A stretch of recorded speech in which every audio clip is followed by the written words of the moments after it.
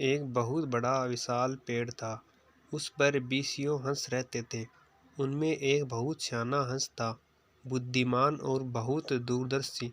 सब उसका आदर करते, ताऊ कहकर बुलाते थे।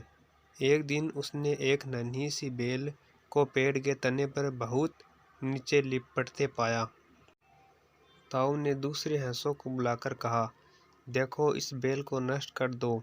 एक दिन यह बेल हम सबको मौत के मुंह में ले जाएगी। एक युवा हंस हंसते हुए बोला, ताऊ, यह छोटी सी बेल हमें कैसे मौत के मुंह में ले जाएगी? सियाने हंस ने समझाया, आज यह तुम्हें छोटी सी लग रही है। धीरे धीरे यह पेड़ के सारे तने को लपेटा मारकर ऊपर तक आएगी। फिर बेल का तना मोटा होने लगेगा और पेड़ से चिपक जाएगा। तब नीचे से ऊपर तक पेड़ पर चढ़ने के लिए सीढ़ी बन जाएगी। कोई भी शिकारी सीढ़ी के सहारे चढ़कर हम तक पहुंच जाएगा और हम मारे जाएंगे। दूसरे हंस को यकीन न आया, एक छोटी सी बेल कैसे सीढ़ी बनेगी? तीसरा हंस बोला, ताऊ, तू तो एक छोटी सी बेल को खींचकर ज्यादा ही लंबा कर रहा है। एक हंस बड़बड़ाया, यह ताऊ अपनी अक्ल का रौब डालने के लिए अंट-शंट कहानी बना रहा है। इस प्रकार किसी दूसरे हंस ने ताऊ की बात को गंभीरता से नहीं लिया। इतनी दूर तक देख पाने की उनमें अक्ल कहाँ थी। समय बीतता रहा। बेल लिपटते लिपटते ऊपर शाखों तक पहुंच गई। बेल का तना मोटा होना शुरू हुआ और सचमुच ही पेड़ के तने पर सीढ़ी बन गई, जिस पर आसानी से चढ़ा जा सकता था।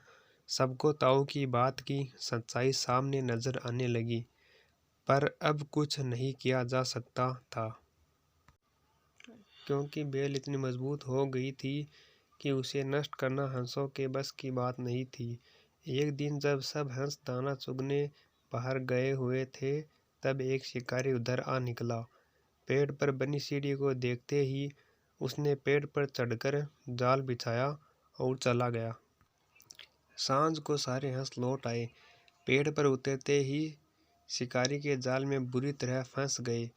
जब वे जाल में फंस गए और फड़फड़ाने लगे, तब उन्हें ताऊ की बुद्धिमानी और दूरदर्शिता का पता लगा।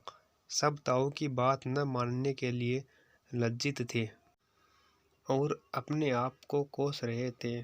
ताऊ सबसे रुष्ट था और चुपचाप बैठा था। एक हंस ने हिम्मत करके कहा, ताऊ, हम मूर्ख हैं, लेकिन अब हमसे मुंह मत फेरो। दूसरा हंस बोला, इस संकट से निकालने की तरकीब तू ही हमें बता सकता है।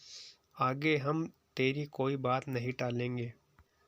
सभी हंसों ने हामी भरी। तब ताऊ ने उन्हें बताया, मेरी बात ध्यान से सुनो।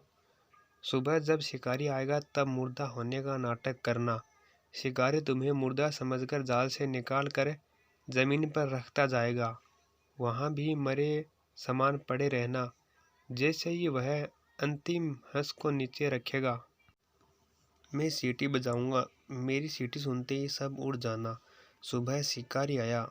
हंसों ने वैसा ही किया जैसा ताऊ ने समझाया था। सचमुच शिकारी हंसों को मुर्दा समझकर जमीन पर पटकता गया। सीटी की आवाज के साथ ही सारे हंस उड़ गए। शिकारी अवाक होकर देखता रहा। दोस्तों, हमें इस कहानी से शिक्षा मिलती है कि बुद्धिमानों की सलाह गंभीरता से लेनी चाहिए।